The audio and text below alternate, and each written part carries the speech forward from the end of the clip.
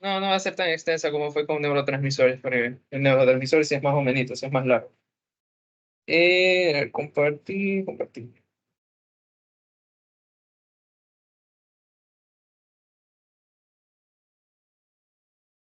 Y ya.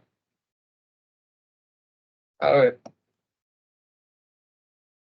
Listo. Son 12 diapositivas. Así que no va a ser tanto. Así que bueno, vamos a ver reflejos medulares. Vamos a ver cómo es que ocurren todos estos reflejos, cómo se integran en la médula espinal, prácticamente todos esos procesos y dos estructuras que se encuentran en el músculo, que es el órgano tendinoso de Golgi y el huso neuromuscular, que me van a facilitar ciertos reflejos en comparación o a consecuencia de distintos estímulos que recibe el músculo. ¿Ya? Así que bueno, empezamos primero con lo que es un reflejo. ¿Ya? Primero que nada, un reflejo es una respuesta involuntaria, inmediata y estereotipada. ¿Qué me refiero con cada uno de estos términos? Me refiero con involuntaria Me refiero con involuntaria a que es prácticamente de forma automática. Ya nosotros no podemos moderarlo. Como ya van a ver en práctica ustedes con los reflejos osteotendinosos, al percutir el martillo, el martillo, se me fue el nombre, dentro del tendón del cuádriceps, que es el reflejo patelar, lo que va a haber es una contracción inmediata, refleja, involuntaria del músculo cuádriceps. Por lo tanto, vamos a prácticamente elevar la pierna. ¿Okay? A eso me refiero con involuntaria. No lo podemos controlar. Inmediata, que es en cuestión de milisegundos. Pasa en el momento que llegó el estímulo. Y estereotipada me refiero a que solo tiene un tipo de respuesta. O para explicarlo mejor, si es que normalmente nosotros vamos y encontramos una zona de calor o no sabemos que está caliente, ya imaginemos que hay yo qué sé, estás hirviendo agua, ya, estás hirviendo agua, ya digamos que eso es una olla. Y esto está caliente, obviamente. Tú con la mano, sin saber de que está caliente, tú lo tocas y obviamente tú al momento de detectar que está caliente te duele y sacas la mano inmediatamente. ¿Ya? No es que te vas a quedar ahí o simplemente vas a acercar más el brazo, vas a levantar la pierna, vas a acercar la cabeza, no. Solo vas a estirar el brazo. Es un reflejo único, ¿ya? La respuesta del reflejo es uno solo. A eso me refiero con estereotipada. Tiene un solo tipo de respuesta. ¿Okay? Así más o menos como hay otros tipos de reflejos, pero que no valen la pena. Ahora, estos reflejos se dan gracias a una red de distintas estructuras que se lo conoce como arco reflejo. El arco reflejo es prácticamente la vía en la cual un estímulo se capta, se integra y luego se genera una respuesta. ¿Okay? Y va a tener todos estos órganos, o sea, va a tener todos estos componentes. Primero que nada, un receptor periférico, es decir, un órgano prácticamente que me detecte estímulos ambientales, ¿ya? Para que obviamente luego por la vía aferente, que es la vía que viaja hacia la médula espinal o hacia los centros superiores, es decir, en el encéfalo, para que luego en ese centro de integración que sería la médula o el encéfalo, me organice la información, me lo clasifique y me genere una respuesta. Y luego por medio de la vía eferente me envía la respuesta y se va al órgano efector. Por ejemplo, al momento de aquí, como pueden ver, esta es prácticamente una gráfica del reflejo patelar, ¿ya? Al momento de percutir el martillo a nivel del tendón del cuádriceps, ¿qué es lo que ocurre? Que aquí vamos a tener en el músculo del cuádriceps un receptor que se lo conoce como el uso neuromuscular, que es el que ya les voy a detallar más adelante. Este uso neuromuscular lo que me va a detectar son las variedades de la longitud del músculo. Entonces, por medio de una vía, acá tenemos el uso neuromuscular en el cuádriceps. Luego, por una vía aferente, digamos que por acá está la médula espinal y llega al cerebro, llega a la médula espinal. ¿Ok? Este sería el centro integrador, donde prácticamente se va a encontrar una forma de responder ante el estímulo. Luego va a salir la vía eferente, que es la vía que sale del centro integrador y va a ir hacia el órgano efector. El órgano efector es prácticamente el órgano que me va a generar la respuesta ante el estímulo que se consiguió en el órgano receptor, que en este caso sería el músculo, y lo que me va a provocar es contracción muscular. ¿Ok? Que ya lo vamos a detallar más adelante, pero importante que tengan en cuenta esto. El concepto de un reflejo que es involuntaria, inmediata y estereotipada. Recuerden, estereotipada que solo tiene un tipo de respuesta, es decir, es directamente, por ejemplo, como les detallé al momento de detectar calor, tú sacas la mano, no es que te quedas con la mano o con la otra mano ves, dice, ah, está caliente, lo voy a tocar. No, sacas la mano directamente, es estereotipada. Y luego los componentes de un arco reflejo que serían estos de acá, que serían 5 prácticamente. Ahora, antes de hablar de las distintas estructuras que vamos a encontrar a nivel del músculo, que ya les detallé, el pulso neuromuscular y órgano tendinoso de Golgi, primero vale la pena hablar acerca de cómo son los tipos de circuitos, ¿ya? Los tipos de circuito prácticamente se van a dividir en circuitos divergentes y circuitos convergentes, ¿ya? A lo que me refiero con divergente es que prácticamente se bifurca, es decir, va a como pueden ver acá, este es el claro ejemplo, ¿ya? De una sola neurona va a empezar a esparcirse por otras neuronas y prácticamente van a llegar a distintas zonas. Dentro de los circuitos divergentes, como se puede ver, se divide en dos tipos, en los de un fascículo y en los de múltiples fascículos, ¿ok? Que esto, bueno, esto la plena, solo lo tengan en cuenta, ¿ok? De ahí, en cambio, el circuito convergente, como dice su nombre, converge en una sola vía, como pueden ver en la imagen de acá. Prácticamente, digamos que acá tenemos distintos sensores de temperatura, de presión o de cualquier cosa, que prácticamente van a llegar a una sola neurona, como pueden ver acá, y de acá se continúa la información. ¿Okay? Converge en una sola. En cambio, la otra se bifurca, va dividiéndose en distintas otras neuronas. ¿Ya? Va comunicándose con otras neuronas. De ahí hablemos de los circuitos post-descarga. Ya acá vamos a tener dos cosas, perdón. Una post-descarga sináptica y un circuito reverberante. Ya, son dos cosas distintas.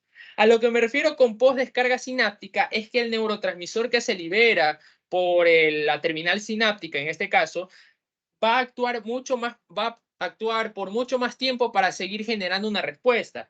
¿Ya? Es decir, a lo que me refiero. Digamos que acá tenemos aquí una terminal sináptica, acá tenemos el espacio sináptico, todo esto es el botón sináptico, ¿ok? Digamos que se libera acetilcolina, ya, para así decirlo. Se libera acetilcolina, acá vamos a tener los receptores, y entonces la acetilcolina una vez se libera, llega acá al espacio sináptico, se une al receptor, ¿ok? Pero esta acetilcolina, en este caso, en las postdescargas sinápticas, el neurotransmisor va a quedar ahí todavía actuando sobre la membrana postsináptica. Va a seguir actuando mucho más tiempo, obviamente, para seguir generando una respuesta. En cambio, el circuito reverberante es como un mecanismo de retroalimentación positiva. Recordemos que un mecanismo de retroalimentación positiva es prácticamente un mecanismo en el que la respuesta va a potenciar al estímulo, ¿ya? Recordemos, por ejemplo, el claro ejemplo que se da en las contracciones uterinas, de que la distensión la distensión del cervix me va a llevar a que se libere dopamina en el hipotálamo, y esa dopamina me va a promover a que haya más contracciones uterinas, y eso me genera que se dilate más el cervix y así continuamente. Estos mecanismos de retroalimentación positiva o circuitos reverberantes prácticamente me van a generar de que el estímulo se siga dando, ¿ya? Más o menos como la descarga postsináptica, ¿ok? Es prácticamente, se podría decir que la misma finalidad. Esta de acá es seguir generando una respuesta y la de acá obviamente una retroalimentación positiva, ¿ya? Como pueden ver acá, si que vemos acá, el circuito va en este sentido, ¿ok? Va yendo hacia la derecha en este caso. Si se pueden ver acá, pueden ver aquí de que se conecta, pueden ver acá la neurona, acá tenemos al axón, acá tenemos la terminal sináptica y acá tenemos la otra neurona. Una parte del axón, como pueden ver acá, se desvía y conecta con otra neurona, ¿ya? Esta neurona luego saca su axón y va a estimular o inhibir, dependiendo del circuito, la neurona que inicialmente empezó el estímulo, ¿ya? Va a empezar a estimularse, estimularse y estimularse, y es por eso que es una retroalimentación positiva. Es decir, todo esto va continuando en círculos, en círculos, en círculos y en círculos, ¿ok? En cambio, la posdescarga sináptica, esta de acá, se libera aquí un neurotransmisor, se une a su receptor y aquí se continúa, es decir, continúa manteniendo la acción por mucho más tiempo para que se siga generando la respuesta, ¿ya? Esto de los circuitos, ténganlos en cuenta, pero la verdad, Solo ténganlos en cuenta. ¿Ok? Igual estudienlo, obviamente. Ahora, hablemos de la organización de la médula espinal. Esto me imagino que ya lo tuvieron que haber visto en anatomía, pero lo vamos a hablar nuevamente. Como ya sabemos, la médula espinal está dividida, está dividida en sustancia gris, sustancia blanca, la blanca periférica, la sustancia gris central, en forma de mariposa, algunos lo mencionan, pueden ver acá, de la sustancia gris. ¿Qué es lo que vamos a encontrar aquí? La parte sensitiva o los estímulos que se reciben de la periferia van a entrar por la parte posterior. ¿Ok? Mientras que se podría decir, la vía eferente del circuito neuronal, del circuito reflejo que mencioné hace un rato, sale por la parte anterior, es decir, sale por la raíz anterior de la médula espinal. Y esto es lo que sale hacia la periferia, hacia un músculo, por ejemplo. Y aquí vamos a encontrar distintas neuronas, ¿ok? Vamos a encontrar motoneuronas alfa. Estas son las motoneuronas, como pueden ver acá. Digamos que estas son las motoneuronas alfa. Esta de acá, perdón, esta de aquí. Esta motoneurona alfa saca su axón y es la que va a ir al músculo. ¿Para qué? Para que luego se una junto al músculo y es lo que conocemos como la unión neuromuscular. Ahí es donde se va a liberar acetilcolina, se une a sus receptores nicotínicos y genera contracción muscular prácticamente. Luego tenemos las otras que son las motoneuronas gamma. Estas acá tienen este tipo de fibras, fibras de tipo A gamma, ¿ok? O AY, como le quieran llamar. Y las motoneuronas alfa A alfa, ¿ok? Tengan muy en cuenta eso. Estas motoneuronas gamma van a ir al músculo, pero van a ir a un órgano o una zona en específica que se lo conoce como el uso neuromuscular, que ya la voy a detallar. Y luego tenemos las interneuronas. Las interneuronas no salen de la médula espinal, se conectan o se encuentran en la sustancia gris, ¿ok? Y tienen la función integradora. ¿A qué me refiero con función integradora? Recuerden que en el circuito neuronal que les acabé de mencionar, teníamos un órgano sensorial, digamos, este es el órgano sensorial, que es un círculo. Y luego tenemos el músculo. Voy a ver aquí un bracito. Ya, y la mano. Perdonen esa mano. En este caso, lo que vamos a tener es un arco reflejo, ya un circuito prácticamente que va a estar dada por el órgano sensorial, este de aquí. Este de acá detecta los estímulos del ambiente, es prácticamente el órgano sensorial. Luego, por la vía aferente, llega a la médula espinal por la parte posterior y conecta con una neurona, obviamente. Luego, esta de acá también va a interactuar con las interneuronas. La interneurona como tal sería el centro integrador, es decir, el centro que me va a generar una respuesta ante ese estímulo. Y luego por medio de la vía eferente se conecta con una motoneurona y acá sale la vía eferente.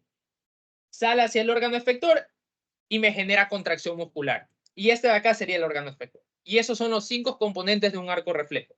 Repito, órgano sensorial me detecta los estímulos del ambiente, estímulos mecánicos, químicos, todo. Por la vía aferente viaja hacia la médula espinal, entra por la parte posterior y conecta con una interneurona. La interneurona me procesa la información y me va a generar una respuesta que conecta con una motoneurona para luego por la vía eferente con E sale hacia el órgano efector para generar la respuesta. Y esos son los 5 componentes de un circuito neuronal o de un arco reflejo, perdón. Esto es lo general, ok. Recordemos que la parte de la contracción voluntaria, como pueden ver acá, está por el tracto corticoespinal, que me imagino yo que ya lo tuvieron que haber visto en macro, en vías medulares. Y luego esta zona de acá que vendría siendo la zona de las interneuronas, que es donde se procesa la información prácticamente. ¿Ok? Recuerden, parte posterior es sensitiva, parte anterior es motora y esta parte central es integradora, la parte integradora de la médula espinal. Ahora hablemos de las células de Renshaw. Estas células que las mencioné en la anterior clase de neurotransmisores, al decir de que estas inhibían a las motoneuronas. ¿Cómo es que las inhibe? ¿Ok? Estas motoneuronas lo que van a liberar es este neurotransmisor, la glicina. La glicina inhibe a las motoneuronas. Pero ¿cómo funcionan estas células de Renshaw? Si pueden ver acá, aquí esto está mencionada. Estas son motoneuronas. Acá tenemos una motoneurona, esta de acá, motoneurona alfa y motoneurona alfa. ¿Ok? ¿Qué es lo que ocurre? Cuando se estimulan las motoneuronas, obviamente me generan un potencial de acción que prácticamente viaja por todo el axón y va hacia el músculo. Pero una parte del axón regresa hacia hacia la sustancia gris de la médula espinal, como pueden ver aquí. Esa sustancia gris de la médula espinal me tiene unas células que se encuentran entre las motoneuronas, que son estas células de Renshaw. Las células de Renshaw son inhibidoras de las motoneuronas. Prácticamente son como una forma de regular la acción de la motoneurona, ya que esto me lo inhibe para que no haya una sobreestimulación y no se siga contrayendo el músculo. Entonces, ¿qué hace esto de acá? Va a enviar dos axones. Un axón hacia la neurona o a la motoneurona que me generó primero el estímulo, ¿ya?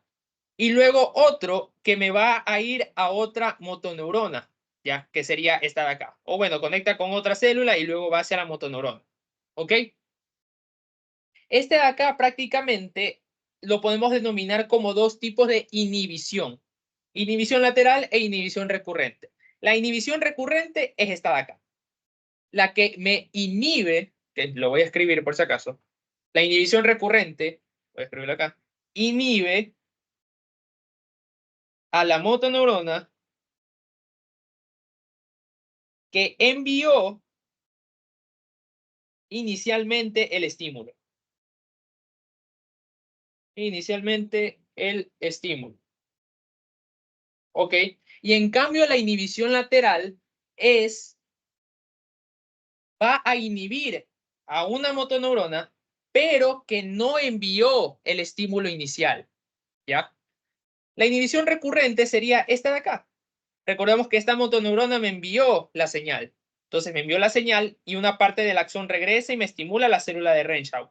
Y luego la inhibición recurrente me lo inhibe nuevamente. Ya. Es un mecanismo de retroalimentación negativa prácticamente.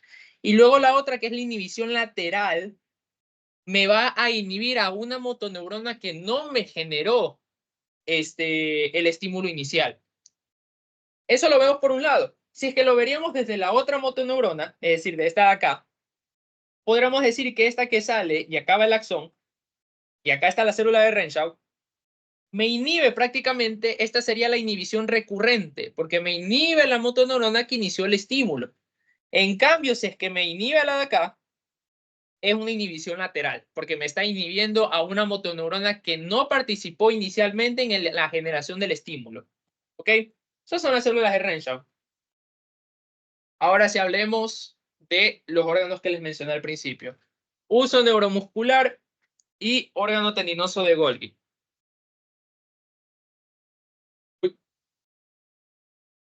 A ver, primero que nada, el uso neuromuscular es un órgano que se encuentra prácticamente en el músculo. Tomemos en cuenta o tomemos de ejemplo al músculo cuádriceps, ¿okay? Que es el ejemplo que yo doy para dar los reflejos. ¿Qué es lo que hace este uso neuromuscular? Me detecta la longitud del músculo. Eso es lo que hace, ¿ya? Me va a detectar la longitud del músculo, me detecta la longitud actual, me detecta los cambios de longitud y prácticamente eso, ¿ok? Como pueden ver acá, esta imagen del Guyton, es prácticamente la estructura del uso neuromuscular, ¿ok? Si es que nosotros primero, para dividir los tipos de fibras musculares dentro del músculo cuádriceps, ya, el ejemplo que les estoy dando los dividimos en dos. Fibras extrafusales y fibras intrafusales. Las fibras extrafusales son prácticamente el músculo esquelético, ¿ya? Son prácticamente eso. Las fibras extrafusales son las fibras del músculo esquelético, son las fibras que son capaces de generar contracción. ¿Por qué? Porque tienen los filamentos de actina, los filamentos de miosina, ajá. En cambio, las intrafusales, estas fibras intrafusales, pueden ver acá, son estas pequeñas fibras que están aquí. Estas son las fibras intrafusales, las que se encuentran dentro del uso neuromuscular.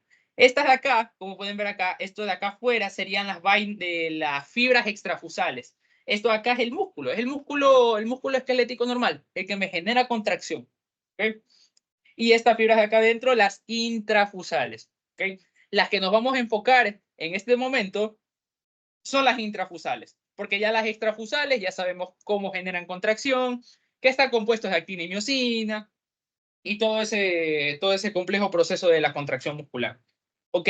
Las fibras intrafusales, es decir, estas que se encuentran acá, las podemos dividir en dos tipos de células, se podría decir, como pueden ver acá. Estas fibras son de cadena nuclear o de saco nuclear. ¿Ya? El mismo nombre dice la característica morfológica de las células. ¿Por qué? Este grupo de acá serían las fibras de saco nuclear, prácticamente. Están hechos un saco, son acúmulos de núcleos que se encuentran en el centro del uso neuromuscular, como pueden ver acá. Estas son las fibras en saco nuclear. ¿Okay? Son estas de acá. Y de ahí, en cambio, vamos a tener otros que son las fibras en cadena nuclear. Como dice su nombre, la fibra de cadena nuclear se encuentra, prácticamente los núcleos van a estar uno al lado del otro, como pueden ver acá, uno al lado del otro, continuo. En cambio, estos de acá, las de saco nuclear, van a estar todos abombonados, todos en una sola zona, como pueden ver acá, que están todos en una sola zona. ¿Ya? Cada uno de estos me genera una respuesta o algo que ya vamos a ver más adelante. ¿Ok? Primero conozcamos la morfología. Las fibras en cadena nuclear vamos a encontrar de 3 a 9 en el uso neuromuscular. En cambio, las de saco nuclear encontramos de 1 a 3. Hay más fibras de cadena nuclear que de saco nuclear. ¿Ok? Y como pueden ver acá, las fibras de saco nuclear me van a enviar estas fibras de acá. Fibras de tipo 1A. ¿Ya? Las de saco nuclear, fibras 1A. En cambio, las fibras de cadena nuclear me generan fibras de tipo 2. Otra diferencia de estas fibras de acá. ¿Ok? ¿Por qué es importante esto? Porque estas participan en distintas respuestas que ya las mencioné. ¿Ok? Entonces, repito nuevamente. ¿Ok? El músculo o el uso neuromuscular está compuesto de dos tipos de fibras. Fibras extrafusales, fibras intrafusales. Las fibras extrafusales es el músculo esquelético, es el músculo capaz de generar contracción. Las fibras intrafusales son los que se encuentran acá. ¿Y cuál es la característica de estas fibras intrafusales? Importantísimo esto de acá. No tienen moléculas contráctiles. Es decir, carecen de actina y miosina, por lo tanto no tienen capacidad contráctil y no pueden generar contracción, ¿ya? ¿Esto por qué? Porque ya les voy a mencionar en un ratito. ¿Okay? Esas son las fibras intrafusales o la diferencia en cada una. Las extrafusales tienen moléculas contráctiles porque es el músculo esquelético como tal. En cambio, las fibras intrafusales no tienen moléculas contráctiles, no son capaces de contracción. Si es que hablamos así morfológicamente, estas serían las intrafusales. A medida que la fibra intrafusal, digamos que esta es la fibra intrafusal, a medida que la fibra intrafusal llega hacia el centro, va a disminuir la cantidad de las moléculas contráctiles. Es decir, si es que acá tenemos una pequeña cantidad de moléculas contráctiles, va disminuyendo hasta que ya no hay en la parte central. En la parte central no hay absolutamente nada de moléculas contráctiles. Carece y por lo tanto no se contrae. ¿Ok? Las fibras intrafusales, de nuevo repito, se dividen en dos tipos. Fibras de cadena nuclear, fibras de saco nuclear. Las fibras de cadena nuclear encontramos de 3 a 9 y las de saco nuclear de 1 a 3. ¿Ok? Cada una de estas cadenas, de estas fibras, va a tener diferencias, obviamente, características. Las de saco nuclear va a tener los núcleos de las células amontonados. En cambio, las de cadena nuclear las va a tener, como dice su nombre, en cadena. ¿Ok? Y aquí, ¿qué es lo importante también? De que las fibras en cadena nuclear vamos a tener que van a estar inervadas por las fibras de saco nuclear por fibras de tipo 1A. ¿Ok? En cambio, las fibras de cadena nuclear van a estar inervadas por las de tipo 2. ¿Ok? Y eso es prácticamente la morfología, la parte anatómica del uso neuromuscular. ¿Ok? Por favor, acuérdense de estos nombres porque ya los vamos a mencionar un poco aquí prácticamente. ¿Ok? ¿Qué son los tipos de respuesta? ¿Ok? Aquí primero que nada, recordemos nuevamente lo que es un arco reflejo. Un arco reflejo es un sistema conectado que prácticamente me recibe un estímulo, me genera me integra el estímulo y me genera una respuesta. ¿Ok? El uso neuromuscular en este caso sería el órgano sensitivo. ¿Y qué es lo que me va a detectar o qué es lo que va a sentir? Cambios en la longitud del músculo. ¿Ok? Luego por medio de una vía aferente, va a ir hacia la médula espinal por la parte posterior y va a hacer sinapsis con una motoneurona alfa, que en este caso sería la parte, bueno, sería el centro integrado.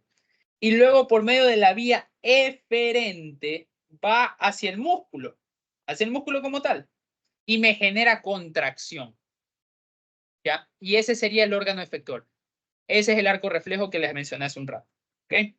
En este caso, el reflejo miotático, como se lo conoce, es un reflejo monosináptico. ¿Qué me refiero con monosináptico? La misma palabra lo dice. Solo hay una sinapsis, no hay más. ¿Y por qué ocurre esto? Como pueden ver acá está graficado. Del uso neuromuscular sale la fibra, hace sinapsis con la motoneurona, una sinapsis, sale y genera la contracción y se acabó. Solo hay una sinapsis. Por eso se lo conoce como reflejo monosináptico. Y aquí vamos a tener dos tipos de respuesta. La respuesta estática y la respuesta dinámica. ¿Okay? Los mismos nombres pueden llevar a guiarlos hacia su significado.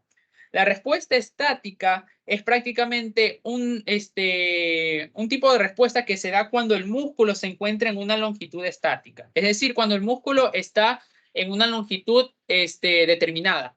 No se contrae y no se estira. Como pueden ver acá, digamos que este músculo está en una longitud normal. Es como cuando estamos sentados. Cuando estamos sentados, los cuádriceps ya están en la misma longitud. No se contraen, no se estiran y ahí en ese momento es que se empiezan a generar o enviar estas señales, las señales de respuesta estática. ¿Qué ocurre?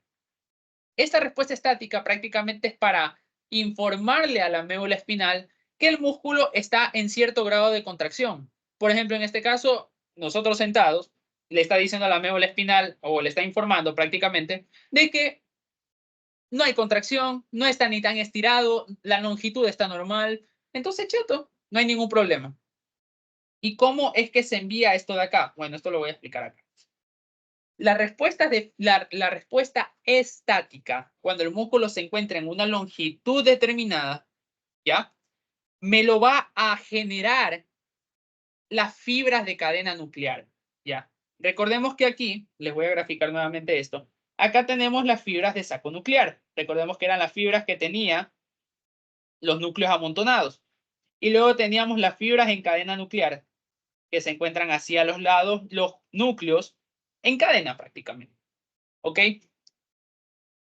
Las fibras de cadena nuclear me van a generar esta respuesta estática. Es decir, estas fibras de cadena nuclear del uso neuromuscular sería en este caso el órgano sensorial, ¿okay? Del circuito reflejo. Luego tenemos que por medio de la fibra, creo que aquí no lo menciona. Sí, bueno, aquí no lo menciona. Por medio de la fibra de tipo 2, ¿ya? Me va a enviar las señales hacia la médula espinal, como pueden ver acá. Se va a integrar y obviamente, ¿esto qué es lo que me genera o qué es lo importante de esta respuesta estática? Que de acá es lo que me va a ayudar con el tono muscular. Ya, recordemos que el tono muscular es prácticamente un estado de contracción muscular parcial para mantener al músculo, para mantener el tono del músculo, es decir, que se mantenga en cierto grado de contracción, pero que no esté del todo relajado, porque si no el músculo prácticamente se desparrama, ¿ya? Ese es el tono muscular, una contracción parcial del músculo para mantener prácticamente el tono, ¿ok? Esa es la respuesta estática. Es como una respuesta para decirle, el músculo está normal, está a cierta longitud, no se ha estirado, ok. Ahora, la respuesta dinámica es todo lo contrario. Es cuando hay un cambio de la longitud del músculo de manera brusca, como lo que ocurre en los reflejos osteotendinosos, ¿ok? Si es que hablamos de un reflejo osteotendinoso, digamos que este es el cuádriceps, y acá tengo el... Uy, no coge. Acá tengo el martillo. Mira acá dibujar un martillo así. Se puso recto, no sé por qué. Acá un martillo todo bonito. Vamos a hacer así. Ok, más o menos así son los martillos. ¿Ok? Tú le vas a pegar al tendón del cuádriceps. Le vas a pegar aquí. ¿Y qué es lo que básicamente me va a generar? De que cuando le percutes al tendón del cuádriceps, el músculo se va a estirar.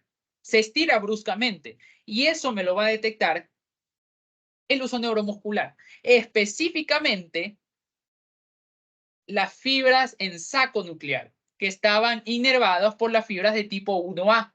Entonces, cuando hay una contracción, cuando hay un estiramiento del músculo brusco, como lo que ocurre en los reflejos, en el reflejo patelar en este caso, las fibras de saco nuclear, el uso neuromuscular, sería el órgano sensorial nuevamente. La fibra de tipo 1A es la vía aferente, la que va a viajar hacia la médula y va a hacer sinapsis directamente con una motoneurona. Recordemos que estamos hablando de un reflejo monosináptico, en el que hay una sola sinapsis. Este de acá sería el centro integrador y acá va a ir hacia el músculo. ¿Para qué? Para generar contracción, ¿ya? Porque si es que el músculo prácticamente al ver de que la longitud se cambia bruscamente, es decir, se alarga el músculo de forma inmediata, puede generar prácticamente un desgarro muscular. Entonces, ¿qué es lo que hace? Este reflejo es un reflejo protector. Lo que hace es que al momento de que tú estiras el músculo de manera repentina, lo protege al generar contracción para que no se desgarre, ¿ya? Esa es prácticamente la función del reflejo monosináptico, ¿ya? Del reflejo miotático, ¿ok? Entonces, repito nuevamente, ya para avanzar al siguiente tema. Este es prácticamente, recordemos, el circuito reflejo. Ya teníamos la respuesta estática y la respuesta dinámica. La respuesta estática más estaba dada por las fibras en cadena nuclear que estaban inervadas por las fibras de tipo 2. En cambio, la respuesta dinámica va a estar dada por las fibras de saco nuclear, ¿ya? Que va a estar inervadas por las fibras de tipo 1A, ¿ok? Si es que nosotros vemos, se podría decir un poco más compleja la cosa, se podría decir que la respuesta dinámica es prácticamente una forma o una cosa mucho más compleja, más activa. ¿Por qué? Porque obviamente es un reflejo protector ante los cambios bruscos de la longitud del músculo. Entonces, la respuesta dinámica prácticamente me va a abarcar las fibras en saco nuclear y las fibras de cadena nuclear. Me lleva acá, ambas detectan el estímulo, pero las fibras de saco nuclear son las que destacan, son las que me generan el estímulo inicial porque están inervadas por este tipo de fibras. En cambio, las fibras de cadena nuclear son las encargadas de la respuesta estática, pero las fibras en saco nuclear no. Es por eso que estas tienen como una función más pasiva, se podría decir, ya que no me generan contracción muscular, sino que me mantienen el tono muscular a cierto modo para que obviamente no se desparrame el músculo, como ya le mencioné. En cambio, estas de acá son las que me generan la contracción muscular. ¿Ok? Entonces, mencionando esto, recordemos, respuesta dinámica, respuesta estática, uso neuromuscular, fibras en cadena nuclear. Por medio de la fibra de tipo 2, me va a enviar las señales hacia la médula espinal y prácticamente aquí se integra la información para luego enviar señales al músculo para que mantenga el tono, para que se mantenga contraído parcialmente. Y en cambio, la respuesta dinámica es más dinámica, el mismo nombre lo dice, las fibras en saco nuclear, fibra de tipo 1A, una sinapsis, monosináptico, motoneurona, músculo, contracción. ¿Ya? Eso es prácticamente el reflejo monosináptico. ¿Ok? Ahora hablemos un poco más de la parte, se podría decir, clínica o algo importante que también debe detallar, es cuando hay un daño en las motoneuronas. Recordemos que nosotros teníamos el tracto corticoespinal, que son los que me van a llevar a cabo los movimientos voluntarios del cuerpo. ¿Ya? Recordemos el encéfalo, déjame dibujar aquí un encéfalo medio raro, acá la médula espinal, y acá el bracito que lo dibujé hace un ratito, lo dibujé más feo, pero bueno. Ahí está el brazo. La vía corticoespinal, recordemos que iniciaba a nivel de la corteza motora primaria, ¿ok? Acá tenemos la primera motoneurona, la motoneurona superior, que luego esta viajaba por todo, viajaba por la cápsula interna, que llegaba acá, se decusaba hacia el otro lado, y luego en la médula espinal me hace sinapsis con la segunda motoneurona o motoneurona inferior, ¿ya? Y luego esta de acá me saca el axón para ir hacia el músculo y generar contracción, ¿ok? Pero ¿qué pasa si es que alguna de estas neuronas se daña? ¿Hay algún traumatismo hay algún traumatismo o cualquier cosa que me pueda generar de que o haya una desconexión, de que haya una desconexión así o de que haya alguna desconexión de este tipo, ¿ok? Y ambas me van a generar manifestaciones clínicas distintas. ¿Qué ocurre? Que incluso me acuerdo de que a nosotros prácticamente nos enseñaron de que analógicamente o para verlo de una forma más fácil, la motoneurona superior, esta de acá, se comporta más como el padre, ¿ya? Es el que va a controlar a la motoneurona inferior. La motoneurona inferior en este caso sería como el hijo, ¿ya? El padre regula al hijo, obviamente. ¿Por qué? Porque si es que fuera por el hijo, me genera contracciones aleatorias, me genera contracción, contracción, contracción, contracción. Pero es esta motoneurona de acá que me la regula, que me dice, solo contráela una vez o hazlo de esta forma, así, por así decirlo, ¿ya? Es una forma bonita, por así decirlo, de verlo, ¿ya?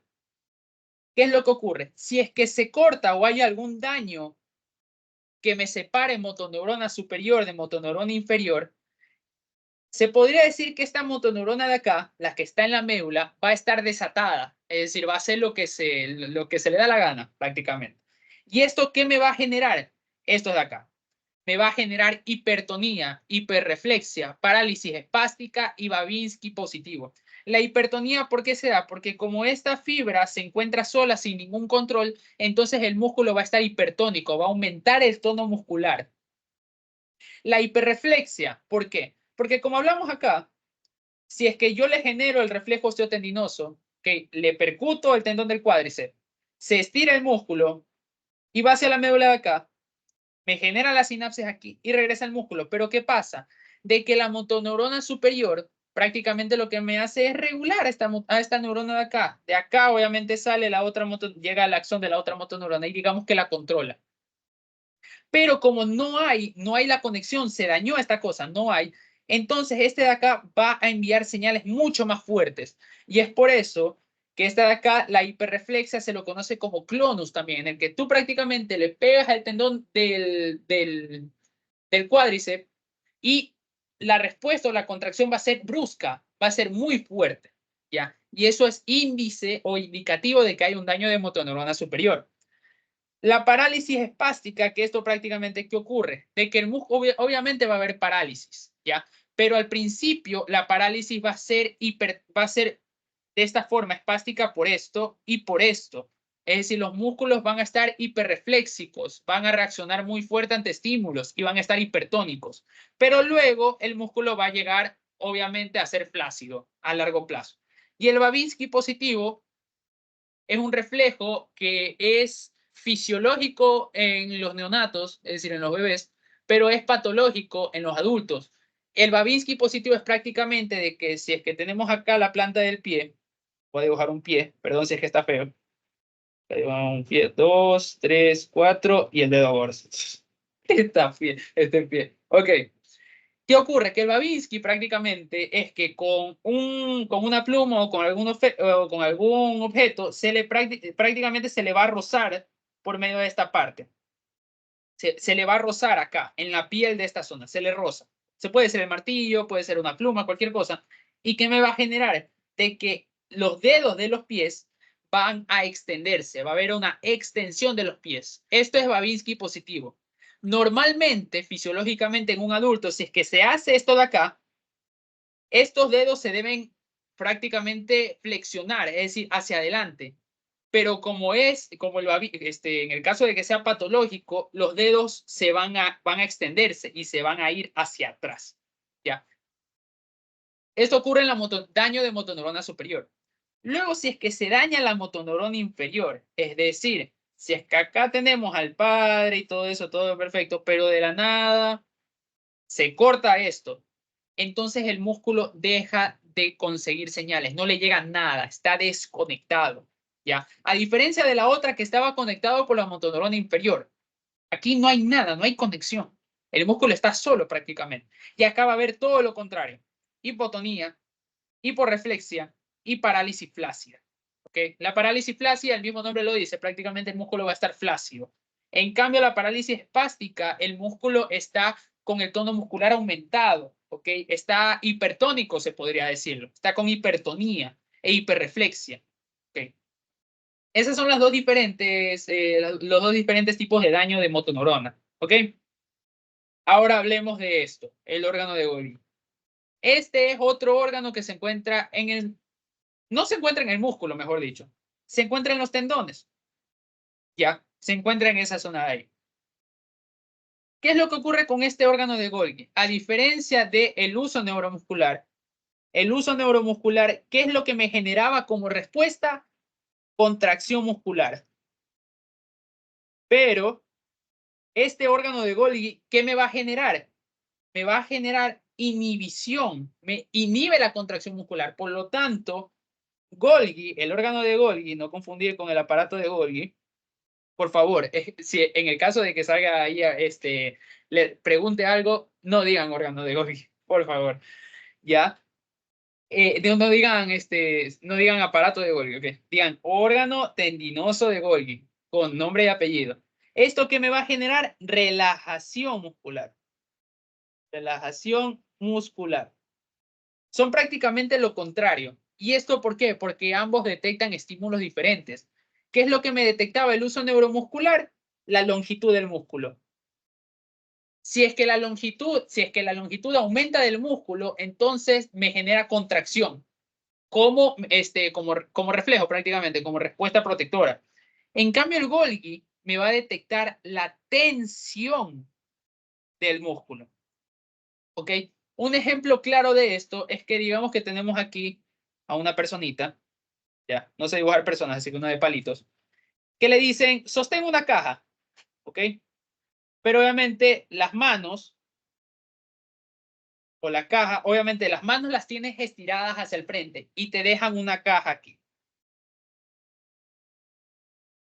Entonces obviamente te dice que tengas la caja ahí y que no la sueltes, ya.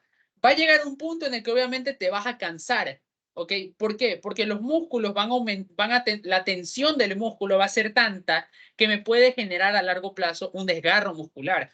Entonces, llega un punto de que esta caja está tan pesada de que ya no aguantas el peso. ¿Y qué ocurre? Sueltas la caja. ¿Por qué? Porque el órgano tendinoso de Golgi prácticamente, ¿qué es lo que hace? Me relaja el músculo. ¿Para qué? Para protegerlo. Porque si es que aumenta la tensión del músculo, ¿ya? Esto prácticamente me puede llegar a generar un desgarro muscular, ¿ya? Entonces el Golgi también es un órgano sensorio que prácticamente toda la función de este es un mecanismo protector para que no haya desgarro muscular. Es por esto que llega un punto de que ya prácticamente estás tanto tiempo con la caja que empiezas a temblar, empiezas prácticamente a debilitarte, ¿ya? Y entonces, ¿qué ocurre? Sueltas la caja y al soltar la caja, le quité el cuerpo al pobre muñeco. Si es que sueltas la caja, entonces de ahí los músculos se relajan, ¿ya? Es un mecanismo protector. Este es el típico ejemplo que les van a dar, ¿ok? Y como pueden ver acá, este no es un reflejo monosináptico, ¿ya? ¿Por qué? Porque tiene dos sinapsis, ¿ok? El de acá, el que les había mencionado, el reflejo miotático, este de aquí, solo tiene una sinapsis, ¿ya? Y no conecta con una interneurona, ¿ya? Es prácticamente un reflejo rapidísimo, ¿ok? En cambio, este de acá, el órgano tendinoso de Golgi, que sería este de aquí, me envía las señales, conecta con una interneurona y luego la interneurona me inhibe a la motoneurona, ¿ya? Entonces, como pueden ver acá, aquí estimula y aquí inhibe.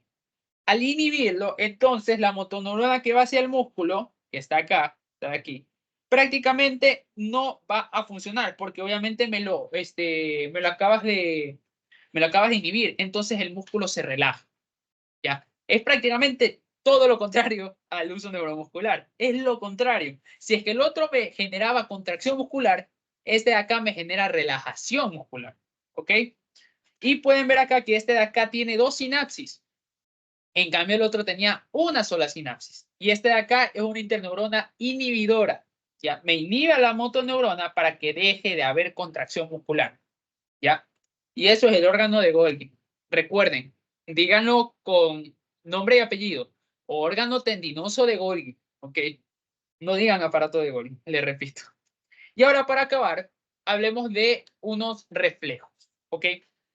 ¿Qué ocurre cuando uno toca una fuente de calor extrema sin saber que está caliente? Obviamente tú lo tocas, sientes el calor, te duele y sacas la mano, ¿ya? Porque te estás alejando del peligro, ¿ya? Es un reflejo ante el dolor, ¿ok? Y esto se lo conoce como reflejo flexor o reflejo nociceptivo, el mismo nombre, nociceptivo que detecta dolor prácticamente, ¿ok? Y este reflejo flexor va a estar compuesto de 2 tipos de circuitos, circuitos divergentes y circuitos post-descarga. ¿Qué ocurre? ¿Ok? Digamos, acá tenemos una personita nuevamente. Estira el brazo hacia una olla. ¿Ok? Esta es una olla. La olla está caliente. Entonces, al momento de que la personita, sin darse cuenta, está caminando por la vida y dice, esto estará caliente, lo toca, ¿qué es lo que ocurre? Prácticamente, la persona, ¿qué es lo que va a hacer? Déjame hacer la cabeza más pequeña. Va a retirar a la extremidad, ¿ya?